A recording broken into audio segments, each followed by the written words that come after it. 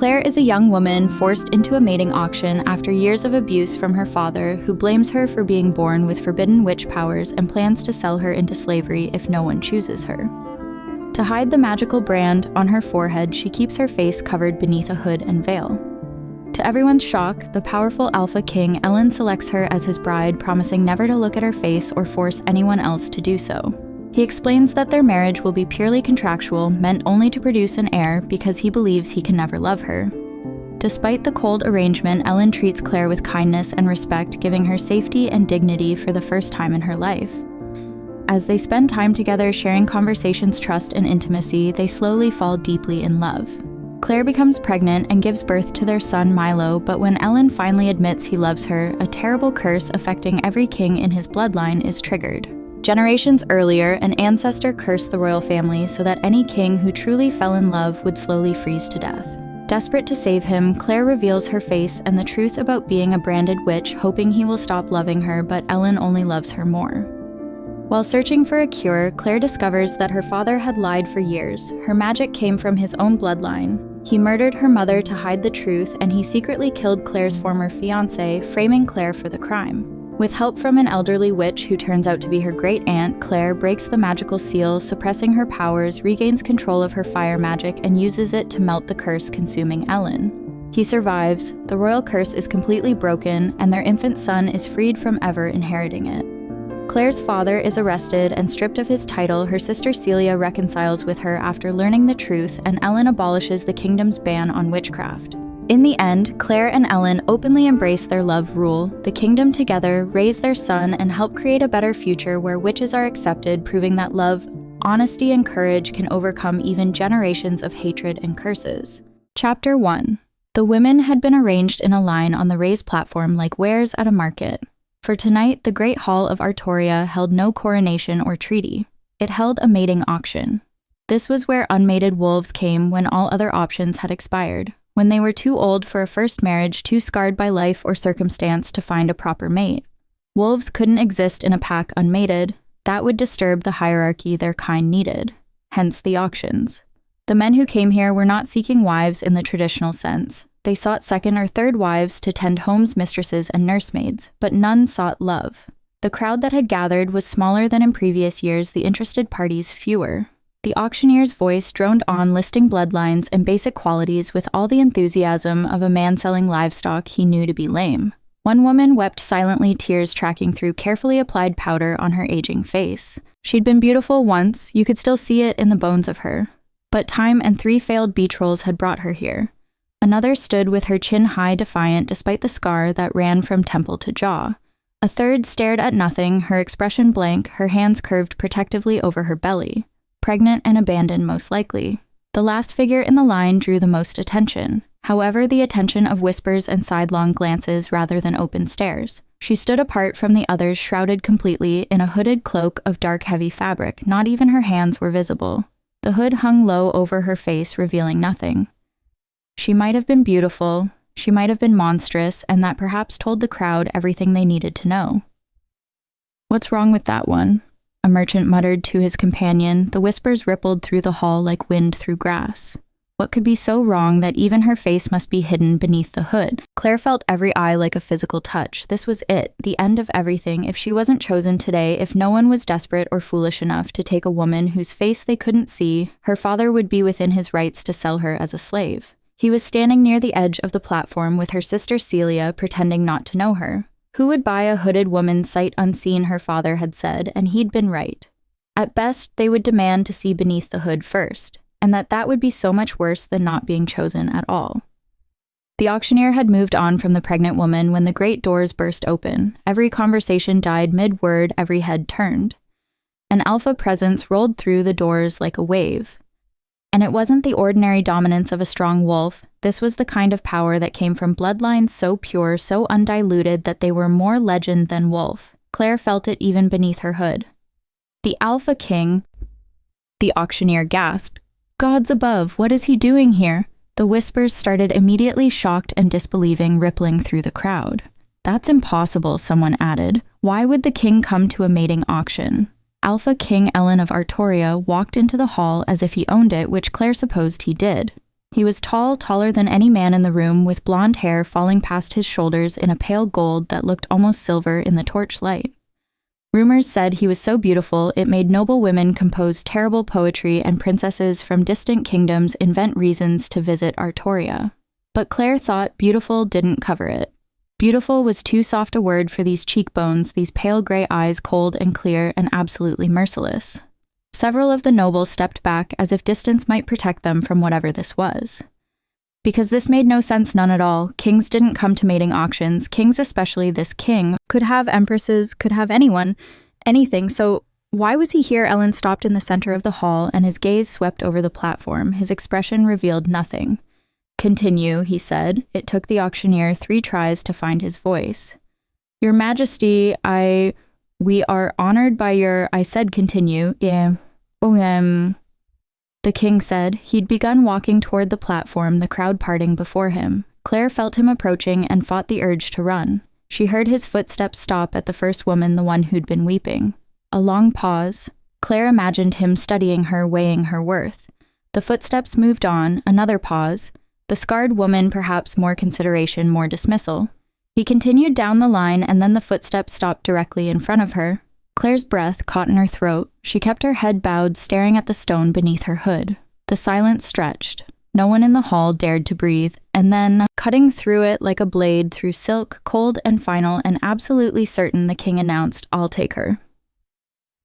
There was only silence, and only when chaos erupted did Clare realize he'd meant her. Chapter 2.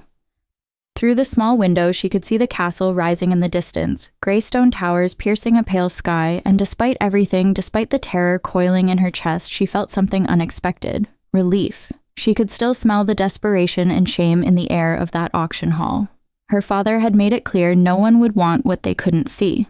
And when the auction ended with no offers, he'd be legally permitted to sell Clare into proper slavery. It was meant to be her father's final revenge. But then the Alpha King had walked into that hall and everything had changed. He chose me, she thought, still unable to make sense of it. The carriage stopped. Clare's heart hammered as a guard opened the door and offered his hand. She took it with shaking fingers, stepping down onto smooth stone. His castle loomed above her, impossibly large, impossibly grand. This is madness, she thought. Why would he choose me? She followed the guard through corridors that seemed to stretch forever, her boots silent on thick carpets. Servants bowed as she passed their eyes, curious but not cruel. No one sneered. It was so different from her father's house that she felt dizzy. They stopped before a heavy wooden door. The guard knocked twice, then pushed it open. "The king will see you now, my lady." Clare's throat went dry as she stepped inside. The room was a study shelves lined with books, a desk covered in maps and documents, a fire burning low in the hearth despite the summer heat. And standing by the window, backlit by gray afternoon light, was the Alpha King himself, Ellen. He was tall. That was Clare's first coherent thought. And when he turned to look at her, she felt the cold radiating from him like a physical force, as if winter lived in his bones. She dropped into a curtsy, her hood slipping forward. "Your Majesty." "Rise," he said. His voice matched everything else about him, distant, controlled, empty of warmth. Clare straightened, her heart pounding so hard she was certain he could hear it. Through the fabric of her veil, she could make out was the hard line of his jaw, the coldness in his eyes as they passed over her without interest. No curiosity at all about what lay beneath her disguise. "Your Majesty," she began, her voice barely steady. "I never meant to deceive you." "Deceive me?" he asked, sounding surprised. "Yes." Clare nodded. "The veil, he raised one hand, cutting her off. "I don't need to know. The wedding will take place in 3 days. That's all you need to concern yourself with." Clare blinked. "Your Majesty, please," she implored. "Before you look, you have to understand the reason I wear it. If you just let me explain, I will not be looking." The statement hung in the air between them, flat and final. "Excuse me," Clare asked. Ellen turned fully toward her, his expression unchanged. "You've hidden your face. I assume that's because it isn't pleasing to look upon." Beneath her veil, Clare grimaced. He wasn't entirely wrong, but he wasn't entirely right either. Not that she could explain that, not without revealing everything which she would rather die than do, though lying to her king, her future husband, was death. He had to know. "Your Majesty, wait." Clare took a step forward. "Before we marry, you should know the truth about me, about why I..." He paused at the door, didn't turn to look at her. "You will be my wife," he said quietly, "but other than that, I have no interest in seeing you ever." Clare stood frozen, trying to process what he'd just said. No interest in seeing her. Not just now. Ever. "Your Majesty," she managed. "Even if you never wish to see me, others will.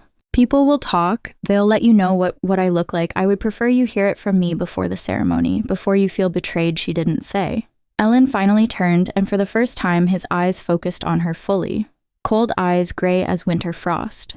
"If you would prefer that no one ever sees you," he said slowly, "then it shall be so."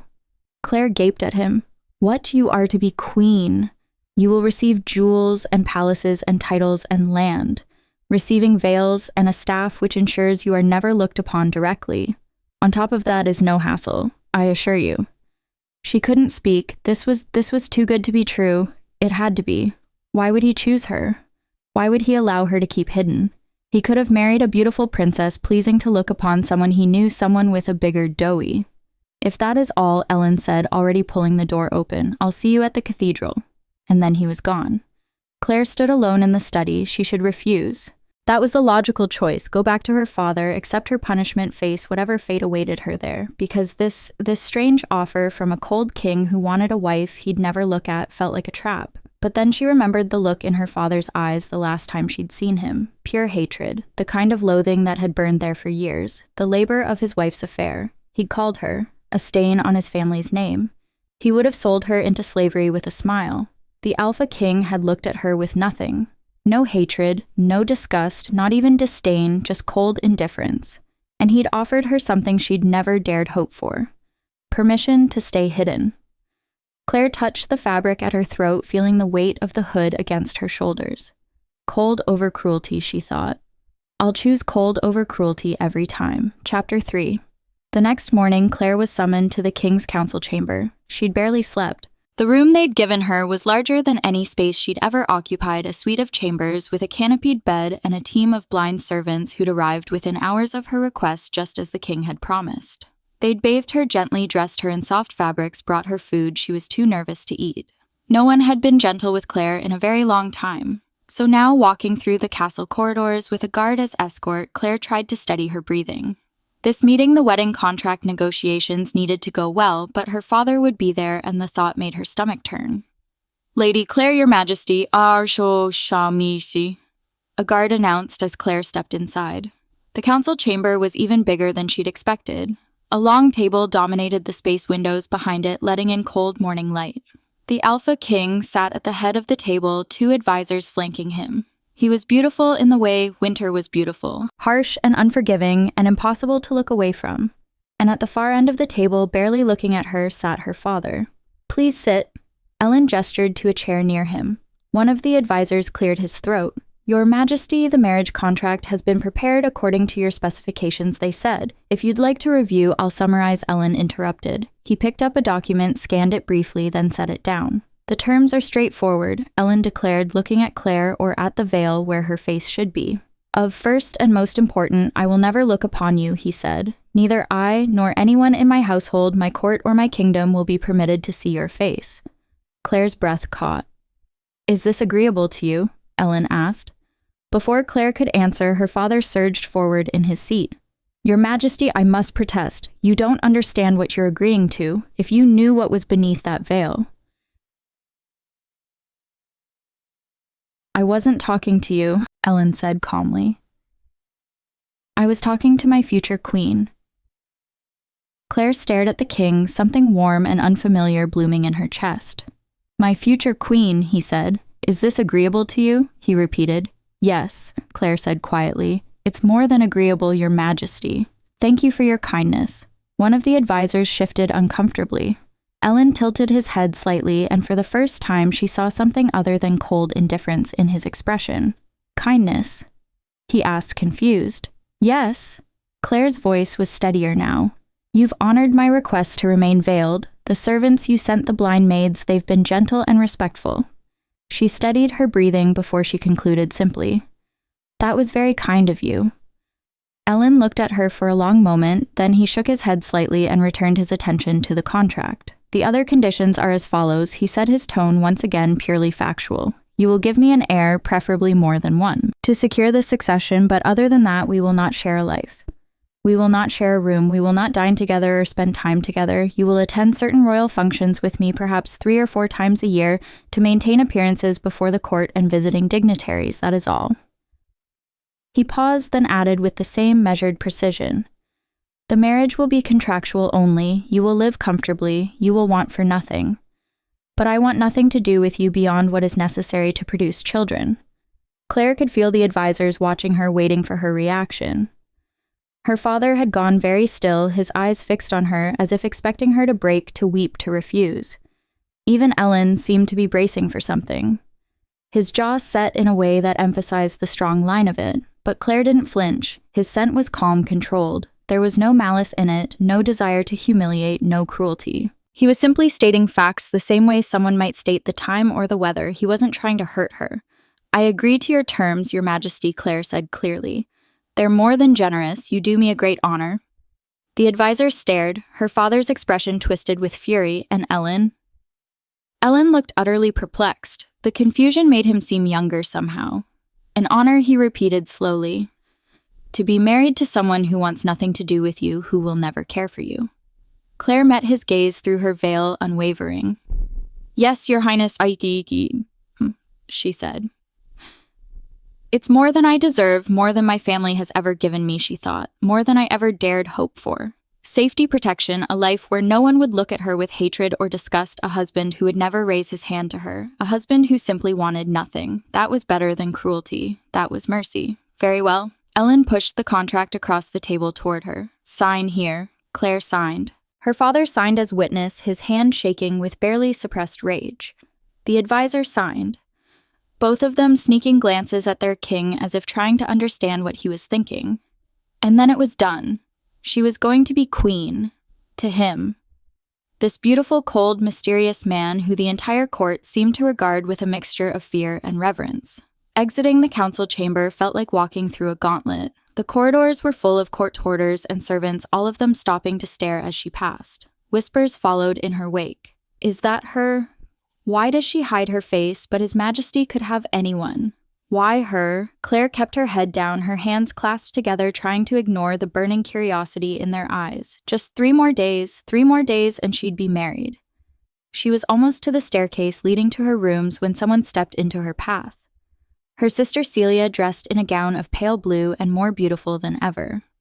We need to talk, she said quietly. Against her better judgment, Clare nodded. They found an empty alcove off the main corridor, a small space with a window overlooking the gardens. You can still refuse him, Celia said finally. And why would I? Clare said. You'd risk the king's anger when he discovers what you are. Clare's hands clenched beneath her veil. He won't discover anything. He's agreed never to look at me. You really think he'll never demand to see his now wife? Her sister's voice rose despite herself. He's the alpha king, Clare. Women throw themselves at him. Eventually, her sister continued, he'll insist, and when he sees what's under that veil. I'll explain, Clare whispered. Her sister's expression hardened. Explain what your face says it all. You don't deserve to be queen. Not after what you did. Clare took a step back. Celia, I told you it wasn't me, she attempted. Liar. Her sister's voice broke. You couldn't stand that Eric was leaving you, and so tears burned behind Clare's eyes. I don't know what happened that night, she interrupted. I was angry, yes, but I would never hurt him. The king seems kind to you now, her sister hissed, but when he discovers the truth, he'll destroy you, Clare. Then she was gone. Chapter 4. The carriage rocked gently as it made its way through the crowded streets toward the cathedral. Clare sat rigid on the velvet seat, her hands clasped so tightly in her lap. Outside, there were people, common folks and nobles alike, thousands of them packed into every available space along the route. They were waiting to see their new queen. Her ride slowed, then stopped. She braced herself as a footman opened the carriage door and offered his hand. Clare took it, stepping down onto smooth stone.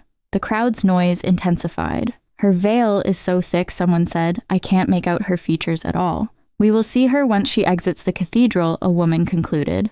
Clare's stomach twisted. They're about to be disappointed, she thought. One step, then another. The cathedral entrance loomed before her and she walked toward it alone.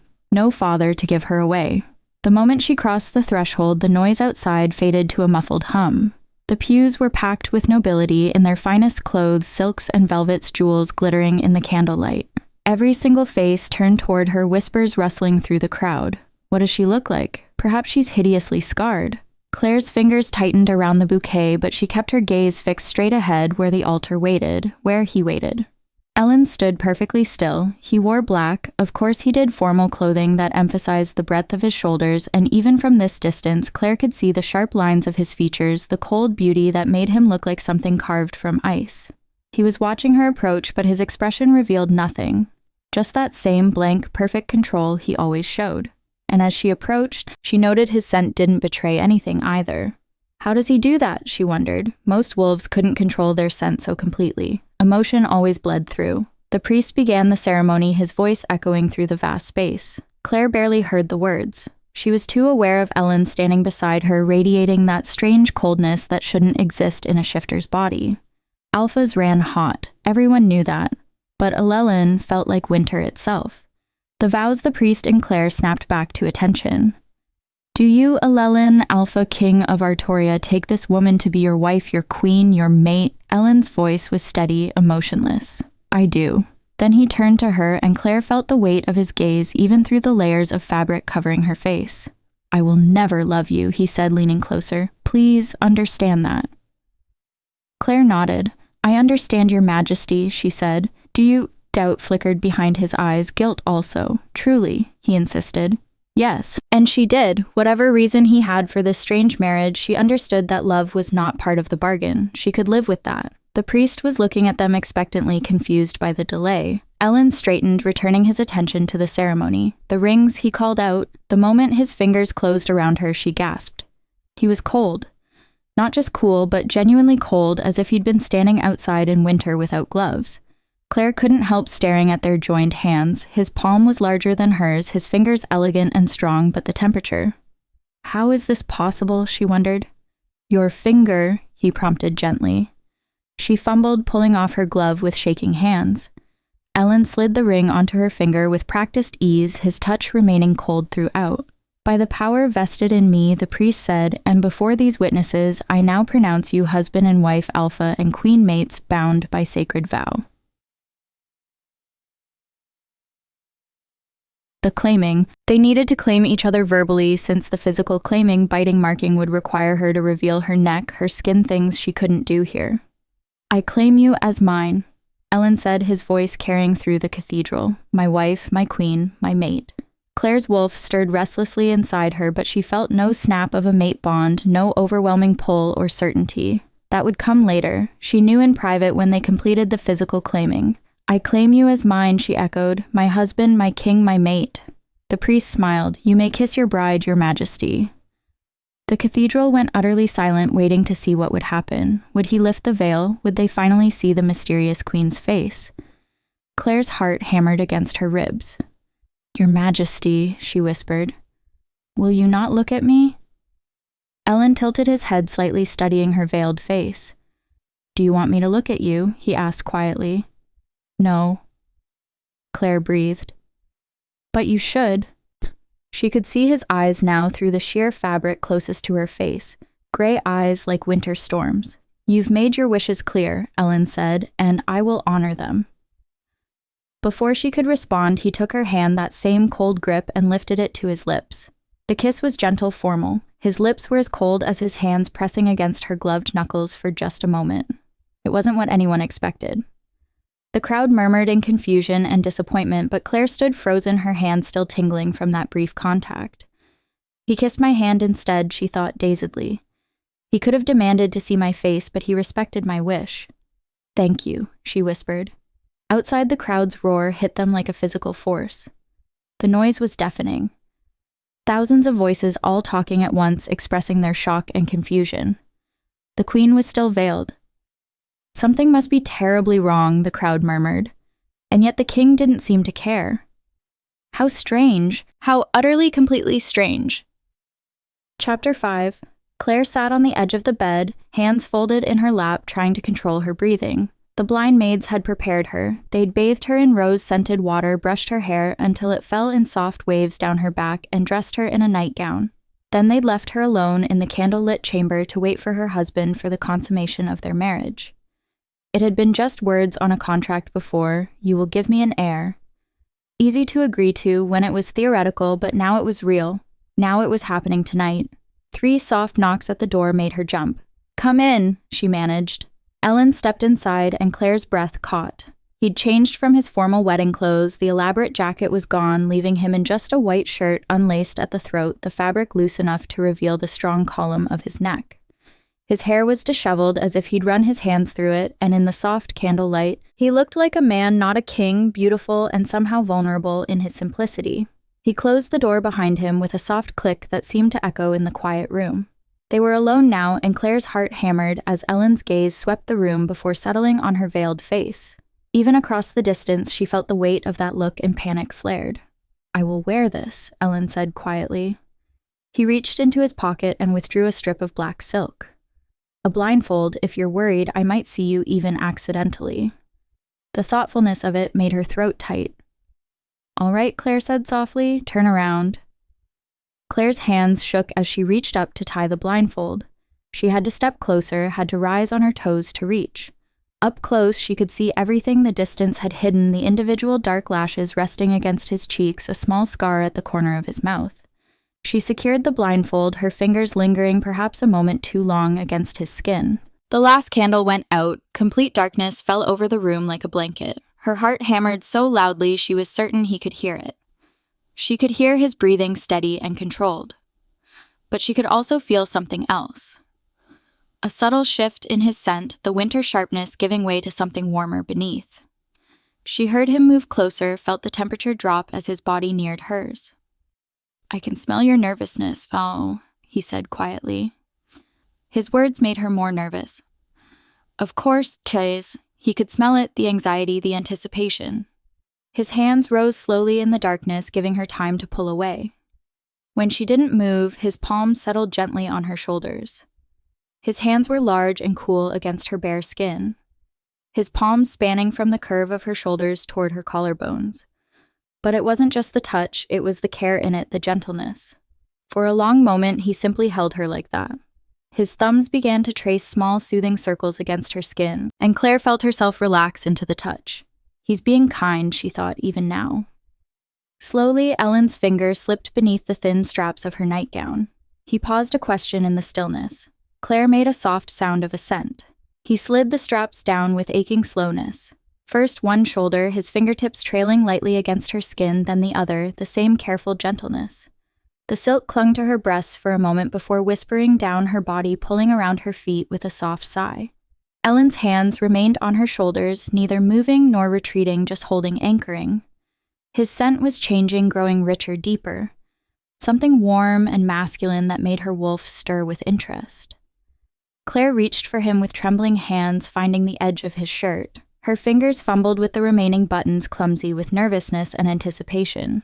His skin was cool and smooth, stretched over solid muscle that shifted beneath her palms. She explored cautiously in the darkness, mapping what she couldn't see. The breadth of his shoulders, the firm planes of his chest. When her hand settled over his heart, she felt it beating fast and strong, faster than his controlled demeanor suggested. She grew bolder, her fingers tracing the ridges of his stomach, the dip of his waist, his muscles tensed beneath her touch, and she heard his breathing change, becoming more ragged. When she reached his waistband, she hesitated, her fingers resting at the edge. "May I?" she whispered. "You may do whatever you like," he replied. The way he said it, rough and low, made her heart skip. She pushed the fabric down with fumbling hands, revealing more bare skin. Ellen caught her hand, gently stilling her exploration. He lifted her fingers to his mouth and kissed them one by one, his lips cold and soft against her skin. His hand came up to cup her face. His palm was cool against her flushed cheek as his thumb brushed over her lower lip. Then his fingers moved to trace her cheekbone. Exploring, she felt him pause, his scent shifting, confusion bleeding through.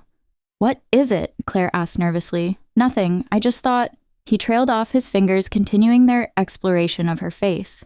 When they moved higher toward her forehead, panic flared. He was picturing her features through touch. Clare caught his wrist, stopping him. Instead of speaking, she guided his hand downward, pressing his palm against her collarbone just above her breasts. Ellen went completely still, slowly giving her every chance to stop him. His fingers began to move, tracing along her collarbone with feather-like touches that made her shiver, then lower. The sensation was she had no words for it. His hand was cool against her heated skin, and the contrast sent sparks of something unfamiliar racing through her. A small sound escaped her, surprise and pleasure mixed. She felt Ellen's answering reaction, a slight tremor in his hand, a hitch in his breathing, his scent deepening into something rich and heady. His other hand found her waist, then both hands began to explore with increasing confidence. The curve of her ribs, the dip of her waist, the flare of her hips. When his palm pressed against the small of her back, pulling her closer, Clare startled at the cold of his skin. "I'm going to kiss you now," Ellen murmured.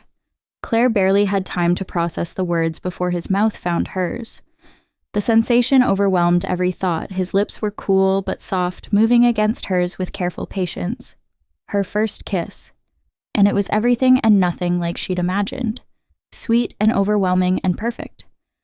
Clare's hands found his shoulders, gripping them for balance. She stepped closer without thinking, wanting to be nearer to him, and the moment their bare bodies pressed together, they both gasped, his chest against her breasts, his stomach against hers.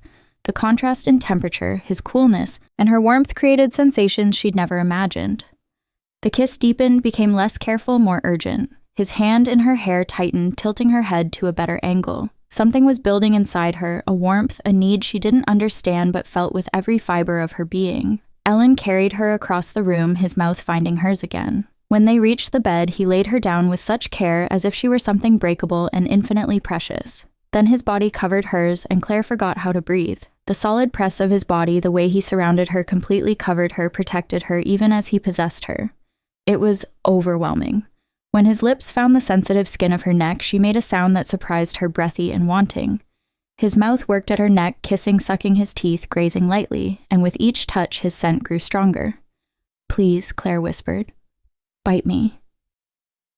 Ellen went rigid above her. His whole body locked up, trembling. His scent exploded around her, dark and wild and utterly intoxicating. "I shouldn't," he groaned, his voice strained.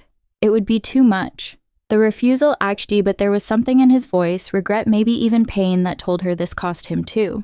His mouth moved lower, kissing down her chest. The sensation was shocking. His mouth was hot despite his cold skin in ways that sent pleasure shooting straight to her. She'd never felt anything like this. Didn't know her body could produce such intense sensation from such a simple touch. There was a warmth spreading from where he touched, pooling low in her belly. She felt restless, needy, her hips moving of their own accord. Ellen's hand slid down her stomach, over her hip, lower. Clare tensed at the intimate touch, but he was gentle, patient, learning what made her respond to him. The pleasure built slowly, climbing towards something she didn't understand. Then they came together slowly. There was a moment of sharp discomfort that made her tense. "Breathe," Ellen murmured. "Just breathe for me." Clare forced herself to breathe, and soon the discomfort faded.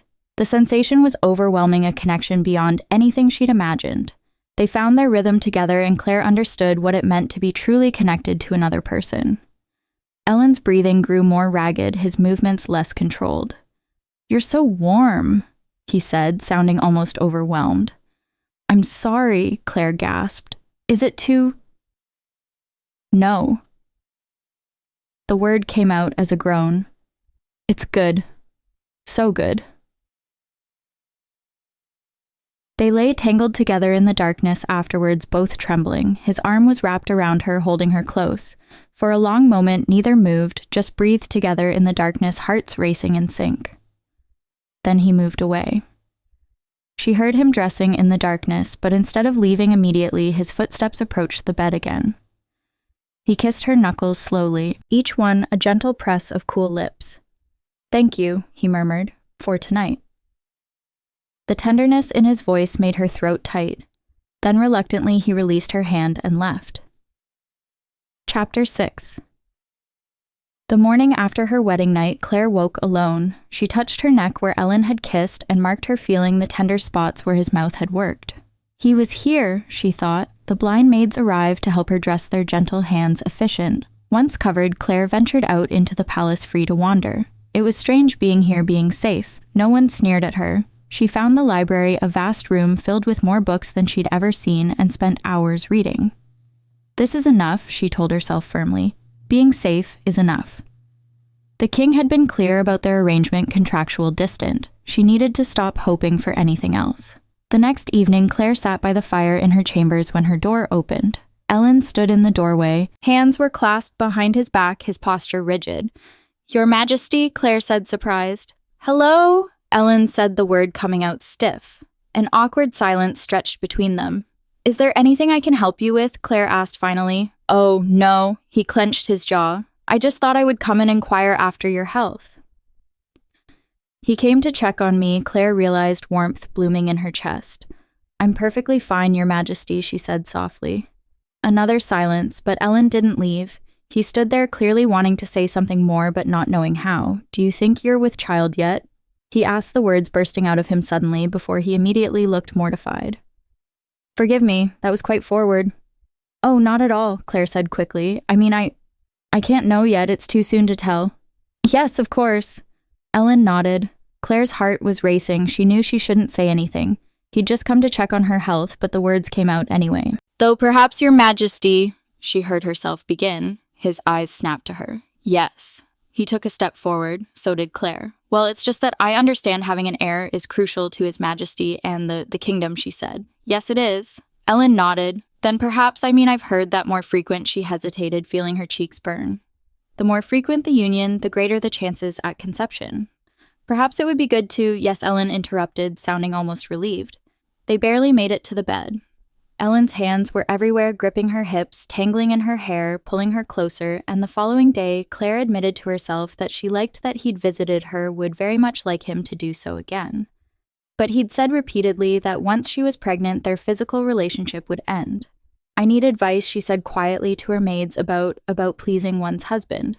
The eldest spoke, "There is someone who might help Your Majesty." Lady Regina was a High Lord's mistress, beautiful, sophisticated, and apparently quite knowledgeable about matters of the bedchamber. She received Clare in her apartments with a knowing smile. "Your Majesty," Regina said warmly, "how may I help you?" Clare twisted her hands together. "You understand, it's purely for the kingdom's sake. It's important I conceive a child for His Majesty." "Of course," Regina said smoothly. "So it's important that he comes back." "So we keep trying," Clare said. "Very important." Regina's eyes sparkled with amusement. "Then what do I do?" Clare asked desperately. Regina smiled. That night, when Ellen returned, and he did return, appearing at her door as the sun set, Clare put Regina's advice into practice.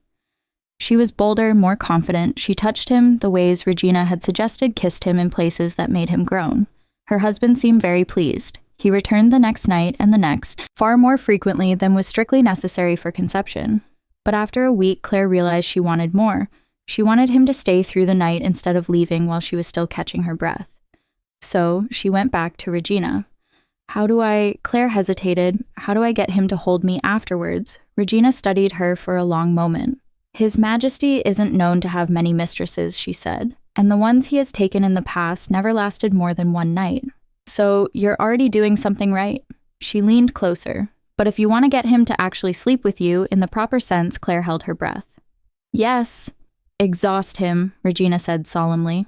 So Clare put all her newfound knowledge to use. She begged for his touch. She did things to him that made him curse and lose himself completely. They made love once, twice. She coaxed him back to arousal a third time and a fourth time. By the time dawn approached, Ellen collapsed beside her, his arm coming around her waist, automatically pulling her back against his chest. Within moments, his breathing evened out into sleep. Clare lay, very still, hardly daring to breathe, delighted beyond measure. In the morning, her fingers found the edge of his blindfold, touching it gently. "You really don't mind?" she whispered. Ellen smiled. "I would like to see you," he said quietly. "Very much, but not if you don't want me to, not if it would make you unhappy." He pressed a kiss to her shoulder and pulled her closer, and Clare felt like she might float away from happiness. "Why can't you love me?" she wanted to ask. When you are already so good to me, she dared not ask. He respected her desire to conceal her face, she'd respect his, and every evening, without fail, Ellen came to her chambers. Though, one night she woke to find him shivering beside her despite being buried under blankets. His skin was like ice against hers. Clare slipped from the bed and added more logs to the fire, building it up until the room was almost uncomfortably warm. It became a pattern. She'd wake in the night to tend the fire. She had the servants bring warmer clothes to his chambers. One evening, after he'd arrived looking particularly pale, Clare finally asked, "Is something wrong?" "What do you mean?" Aaliyah replied, confused. "You're always so..." Clare hesitated. "We shifters tend to run hot, Ellen, especially alphas like you, but your Ellen tensed beside her. It's a family condition," he interrupted. His tone made it clear he didn't want to discuss it further. That night, after they made love instead of dressing to leave, he lay beside her in the darkness, still wound tight. "Something is troubling you?" Clare asked softly. A long pause then. "Trade negotiations," he explained. "An old agreement is coming to an end with a foreign kingdom because we can't provide potions like we used to." "Why not?" "Because most witches are banned from practicing their craft," he said, frustration clear in his voice. Clare's heart skipped. "You think they should be allowed to use magic?" she asked carefully. Ellie tensed beside her. "No, I suppose not," Clare said, nothing afraid to push. And eventually he continued, "I don't know, my father was against it, his father before him. They said witches needed to be carefully watched." "Perhaps," Clare ventured carefully, "there's a way to watch them carefully while still allowing them to practice under supervision." "How would that work?" Ellen asked, sounding intrigued. They talked for hours discussing possibilities. Eventually, Ellen's breathing evened out as he drifted to sleep, still holding her. Clare lay awake, proud that he'd asked her opinion, that he'd shared his frustrations with her. "I'm falling in love with him," she realized, with his voice, his touch. Time went by. Ellen came earlier each evening now. Sometimes he arrived before dinner, eating with her in her chambers before taking her to bed. The mate bond was forming, growing stronger with each night they spent together. Clare could feel it. She craved him when he was away, and he seemed to crave her just as intensely. Some nights they barely spoke, just fell into each other with desperate need. It went on like this until one evening Clare waited until after they'd made love, until Ellen was relaxed and content beside her before she told him, "I'm pregnant." He sat up, his hand finding her stomach in the darkness. "You're certain?" "Yes." Clare nodded. "The healer confirmed it today." For a long moment he said nothing. "Then we're having a child." The joy in his voice was undeniable. He pulled her close, his hand still resting on her stomach. "Thank you," he murmured against her hair. Clare's throat tightened with emotion, but beneath the joy was worry. He has what he needs now, she thought. An heir. He'll stop visiting. Why would he keep coming when the purpose is fulfilled? But the next night he returned, and the night after that, if anything, he was more devoted than before, more possessive. He made plans for the baby, talking about nurseries and nurses and what they'd teach their son or daughter. His voice was warm with excitement, with love. When the baby finally came, a boy healthy and squalling, Clare wept with relief. The midwife brought him to Ellen, who stared down at the tiny face with wonder, joy, fear, love. So much love. Clare began to cry. Not tears of joy, tears of fear and heartbreak and loss, because it was over now. He had his heir. He didn't need her anymore. Ellen's smile vanished immediately. "Clare, what's wrong?" His hands found hers, gripping them tightly. "Are you in pain?" Clare shook her head. "Tell me," Ellen said, his voice breaking. "Please tell me what's wrong. You're going to leave." Clare managed between sobs. "You'll stop visiting and I'll lose you." "What? No." Ellen looked stricken. "No, Clare, of course not." "That's what you said," Clare cried. "Like, you said you'd never love me, that once I gave you children, we'd have nothing more to do with each other." "I was wrong," Ellen said desperately. He brought her hands to his lips. "I love you," Clare sobbed, the words spilling out. "I know I shouldn't, but I love you, and I don't want to lose you." "You won't lose me," Ellen said, his voice fierce. He looked panicked, desperate. "You won't, I swear it. You're the mother of my child. You're everything to me." Clare met his gaze through her veil. He looked so sad, so pale. "I want your love," she whispered. "Not just your hand in marriage. I want you." Ellen's eyes widened, and then without thinking, spontaneous and immediate, he said, "You have it. Of course you have it." He froze as if hearing his own words for the first time. Clare's heart soared. "Do I," she whispers, "have your love?" "Yes," Ellen breathed. I love. He stopped mid-word, his eyes went wide with pain, his hand flew to his chest, clutching at his heart. Ellen. Clare struggled to sit up. Ellen, what's wrong? His face went even paler, white as snow. He tried to speak, but no words came out. His whole body convulsed. Then he collapsed. Chapter 7. Help, Clare screamed, clutching Ellen as he collapsed in her arms. Someone help. The king is dying. It's no use. Ellen whispered, his voice barely audible. His eyes fluttered open, unfocused. There's no cure. There never was. She touched his face with trembling hands. His skin was like ice, colder than she'd ever felt it. Magic, Clare realized with dawning horror. This is magic. What's happening to you? She whispered. Ellen's hand found hers, his grip weak. There's a curse, he said quietly. On all the kings of my line, we cannot love. His eyes met hers through her veil. If we fall in love, we die. Clare shook her head in panic. No, it can't be, she denied. My ancestor generations ago, he wanted to ensure the kings of Artoria would never be swayed by emotion. Ellen's breath came in shallow gasps, so he sought out a powerful witch. And now every king since has been incapable of feeling love, or rather incapable of surviving feeling. Clare gasped. If we ever do fall in love, Ellen went on, the curse activates. Our hearts freeze. We die. He laughed bitterly, the sound turning into a cough. My ancestor regretted it almost immediately, realized he'd been tricked. That's why witchcraft was banned in Artoria. He blamed them for his mistake. Clare's mind raced as Ellen's eyes closed. I chose you because I thought I'd never fall in love with someone I couldn't see, he confessed. I thought I wouldn't truly know you and that it would keep my heart safe. But it didn't, Clare whispered. No. His hand tightened on hers. I fell in love with you, Clare. Every part of you I could know, then I'm killing you. Tears streamed down Clare's face. My very existence is killing you. No, Ellen said fiercely. You gave me life. For the first time I felt alive. You made me happy, Clare. So happy. I have no regrets. I won't let you die. Clare's voice was still through her tears. What if you stopped loving me? Would the curse reverse? Ellen looked at her with such tenderness it broke her heart. I could never stop loving you, he said. What if you had a reason to... Clare's hands went to her veil with shaking fingers. What if you saw what I really am? Ellen's eyes widened. Clare, he protested. You need to see, she said. You need to know the truth. Then you'll hate me so much you'll heal.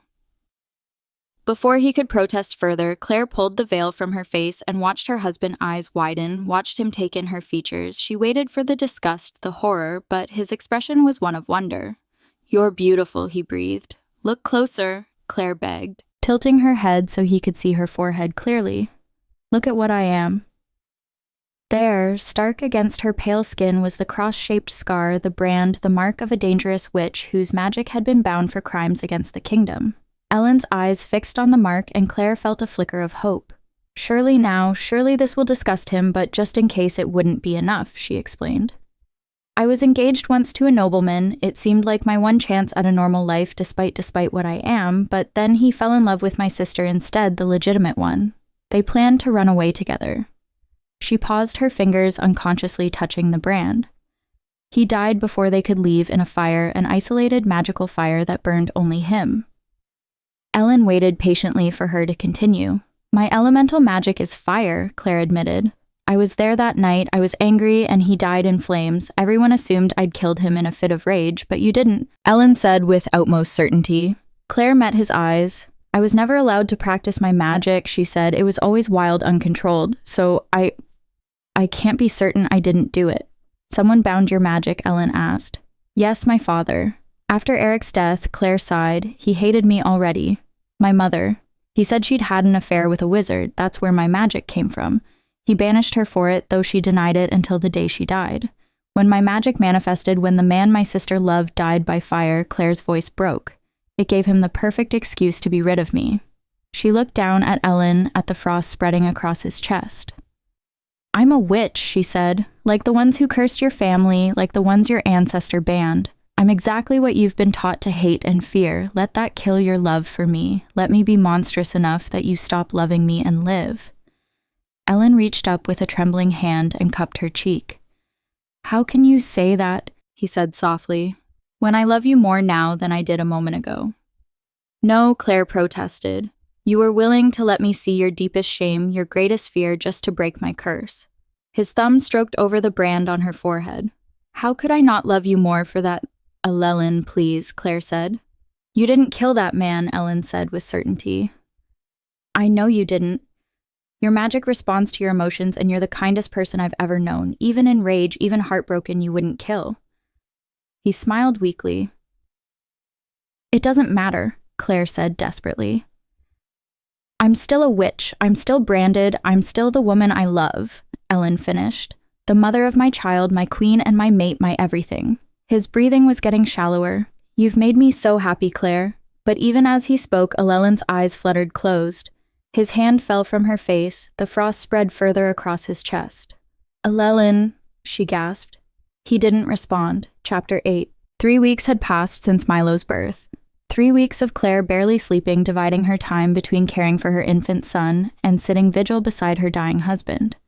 The frost had spread from his chest to cover most of his torso. His lips were blue, his skin translucent, and yesterday he'd stopped waking at all. I want a witch brought to the castle, Clare said to the council, a powerful one. Today, the counselors exchanged uncomfortable glances. Your Majesty, the oldest began carefully. Witches are permitted only for minor healing, small potions, light charms. The king is dying. Clare cut him off. The healers can do nothing. I am Queen Regent while the king is incapacitated, and I will use that power if I must. Bring me a witch, or I will disband this council entirely and find people who will actually help me save my mate. Silence. There's a powerful earth witch in the neighboring kingdom, the first counselor said reluctantly. We could send for her immediately. Do it, Clare commanded. The witch arrived that afternoon, an old woman with sharp eyes and gnarled hands. She examined Ellen thoroughly while Clare hovered nearby, Milo sleeping against her shoulder. Ice magic, the witch said finally, a curse rooted deep, very old, very powerful. Can you break it? Clare asked desperately. The witch shook her head slowly. It's a family curse, not just his own. That makes it much more difficult to family. Clare looked down at Milo sleeping peacefully in her arms. Does that mean will my son be cursed too? It's possible, yes, the witch said gently. Clare felt like she couldn't breathe. Her baby, her innocent baby boy, would carry this curse. There must be a way to break it, Clare said, her voice shaking. Against ice fire would be most effective, the witch said. But unfortunately, I am an earth elementalist. I'm a fire witch, Clare said quickly. Could my magic work? The witch's eyes sharpened with interest. A fire witch, she stopped, studying Clare more closely. But your magic is bound. I can feel the seal on you. Clare's heart sank. Yes, my father had me bound years ago after someone died and I was suspected of… Wait. The witch stepped closer, peering at Clare's face. That's why you look familiar. Is your father Alistair Crane? Clare blinked. Yes. How did you… I knew his mother, your grandmother. The witch's expression softened. Isabel was my twin sister. The world tilted. Your twin? But that would mean, yes, your grandmother was a witch. Clare's mind reeled. My grandmother, my father's mother, was a witch, she was the witch said. But when your grandfather found out he had her killed, accused her of treason, some fabricated crime to get rid of her, he was furious at having married a witch and never told anyone in the family. Understanding crashed over Clare like a wave. Her father had always hated her, always believed her mother had an affair because Clare had magic. But the magic hadn't come from an affair at all, it had come from him. I need to speak to my father, Clare said. I need him to release the bind. Clare rode through the afternoon, pushing her horse hard. She had no time to waste. The Crane estate loomed before her as the sun began to set. Clare dismounted and strode toward the entrance, flanked by 2 of Ellen's personal guards. A servant tried to stop her. My Lady Clare, your father is not receiving. He'll receive his queen, Clare said coldly. She pushed past into the main hall. Her father stood by the fireplace, a glass of wine in his hand. When he saw her, his face twisted with disgust. Clare's sister, Celia, said from the corner, standing quickly. You, he spat. How dare you show your face here? I need you to release my bind, Clare said, cutting straight to the point. Now Alistair barked a laugh. The Alpha King is dying, Clare insisted. I need my magic to save him. Release the bind. No, her father said. Father, please, Celia began. She said the king was— She's a dangerous criminal, Alicester said. I'll not unleash her magic on the world again. You've always seen the worst in me, Clare said. I told you I had nothing to do with Eric's death, but you didn't believe me. Not even for a second. Of course I didn't believe you, Alicester sneered. You'd lie to protect yourself. You're just like your mother. She kept crying. She'd never strayed, but I knew. Mother didn't stray. Clare said the witch powers came from you. Silence crashed over the room. What? Celia whispered. Your grandmother. Our grandmother was a witch. Clare said, her eyes never leaving her father's face. Your father had her killed when he discovered it, but she passed her magic down to you, Father, and to me. Celia's hand flew to her mouth. Mother never betrayed us. She never, Father. Is this true? Clare watched her father's face, carefully watched the way his jaw clenched, the way his eyes flickered, and she realized the truth. You've known, Clare said slowly. You've always known. What? No, he didn't, Celia began. Yes, Alistar's voice was flat. Of course I knew, Celia gasped. What was I supposed to do? Alicester demanded. Father had assured me all witch powers in our line were bound. Then my daughter manifests fire magic. Your mother refused to bind you, said it wasn't natural, wanted to contact the Royal Academy. Have you trained properly? He shrugged. There was no way anyone would find out my daughter was a witch. I needed your powers bound, and so your mother had to go. The casual way he said it, as if he were discussing the weather, made Clare's blood run cold. Celia stumbled backward, her face white. How could you? She exclaimed. She was our mother. She loved us, loved you. Daughter, I was always proud of who you'd become, Alicester said dismissively. Don't disappoint me now. Why get rid of Mother at all if you just wanted to bind Clare? Celia cried. Why not just bind her and let Mother live? I did have her bound, Alicester said, affronted. I had Clare bound immediately the very day after the magic manifested. Both Clare and Celia went very still, because Clare's magic had manifested when she'd turned 13 and if she'd been bonded since then. But then Celia's voice shook. How did she kill Eric if she was already bound? How did she use magic to kill him? For just a moment, Alicester looked uncertain. You killed him, Clare breathed. You killed Eric. That's impossible, Celia said, shaking her head. Eric was killed with fire magic. Everyone said so. The fire was too specific, too targeted for it to be an accident. She stopped. Her eyes went wide. You also have fire magic, she said, pointing at their father with a trembling finger. That's how Clare inherited it. It passed from grandmother to you, then to her. You could have. Elia's right, Clare said, stepping forward. You knew Mother was innocent. You knew I was bound, you knew you had fire magic, and you killed Eric to frame me, didn't you? Alistar's face went red. It was two birds with one stone. Get rid of that commoner unworthy of Celia, and get rid of you. He pointed at Clare with shaking rage. I could finally be rid of the reminder of my shame. He never finished the sentence. Celia's fist connected with his nose with a sickening crunch. Alicester stumbled backward, blood streaming from his face. His head hit the edge of the mantel as he fell, and he collapsed to the floor unconscious. Silence. Clare and Celia stared at each other across their father's prone body. Sister, Celia began, her voice shaking. She looked horrified at what she'd done, embarrassed, guilty.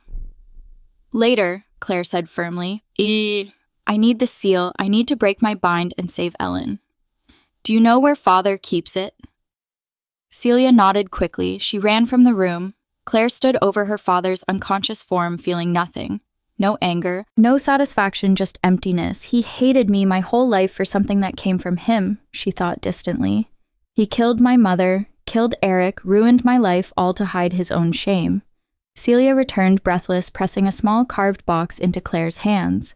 Here, the seal is inside. Thank you, Clare said. I'll send for the guards, Celia said. Have Father arrested. Her voice broke. I'll testify about what he did, about everything. Clare studied her sister, this woman who'd hated her for years, who'd believed her a murderer, but who'd just punched their father and was now offering to stand against him. Thank you, Clare said again, softer this time. I'm sorry, Celia whispered, for everything, for believing him. Later, Clare repeated, but gently. After. We'll talk after. She pressed some of her guards to stay with Celia, then mounted her horse. The sun was setting as she rode back toward the castle, the seal clutched tight in her hand. 6 months later, Clare stood in the training courtyard, flames dancing between her fingers. The fire responded to her will, now controlled, beautiful, no longer wild. Good, the old witch said. Now shape it. Clare concentrated, and the flames spiraled upward, forming a perfect helix before dissipating. She desperately needed to catch up on years of having her powers bound. When the seal had broken, power had flooded back into her veins like water released from a dam. She remembered placing her burning hands on Ellen's frozen chest, worried she'd hurt him. But the frost had melted. After days, his eyes had opened. "Clare." His voice had been hoarse. "You're alive," she'd sobbed. The memory still made her throat tight. "Your Majesty." Clare turned to see Celia approaching with Milo. The baby squealed at seeing her. "Someone wanted his mama," Celia said, passing him over. Clare kissed his chubby cheek. How was the council meeting? Celia had taken a seat on the council after their father's lands and title were stripped. Alistair Crane now sat in a cell convicted of murder and conspiracy. "Productive," Celia said. "The new academy for young witches is nearly complete." Clare smiled. Ellen's first act after recovering had been to lift the ban on witchcraft entirely. "Your Majesty," a guard bowed. "The king requests your presence in the gardens." Clare's heart skipped the mate bond singing. "Tell him I'll be there shortly." She found Ellen by the roses, Milo napping against her shoulder. He looked healthy now, color in his cheeks, warmth in his skin. The curse was broken completely, not just for Ellen, but for the entire bloodline. Milo would never suffer as his father had. "My queen," Ellen said, smiling. He pulled her close, careful not to wake the baby, and kissed her temple. "And my son, he wanted to see you." Clare smiled. "Boy knows what he wants." Ellen stroked Milo's hair like his father. Clare laughed. "Like his father, is that so? I wanted you from the first moment I touched you, even when I was trying to convince myself I didn't." Ellen cup-puffed her face. "You saved me, Clare. In every way a person can be saved. We saved each other," she corrected softly. She looked at Milo. "We were both hiding, both deceiving each other and ourselves, and yet," Ellen said, "we found freedom anyway." Clare thought of that moment when she'd removed her veil, shown him her shame, hoping it would save him when he'd loved her all the more for it. She takes his hand. "The maids can watch Milo tonight," Ellen said, his voice dropping. "I want you to myself." Heat bloomed in Clare's cheeks. "Your Majesty, Ellen," he corrected. "Always Ellen when we're alone." She thought of everything they'd been through, the auction, the contract marriage built on lies, the nights in darkness where truth had emerged. They'd both entered this marriage seeking escape, but neither had expected love. Love had found them anyway, and in loving each other, they'd freed not just themselves, but an entire kingdom.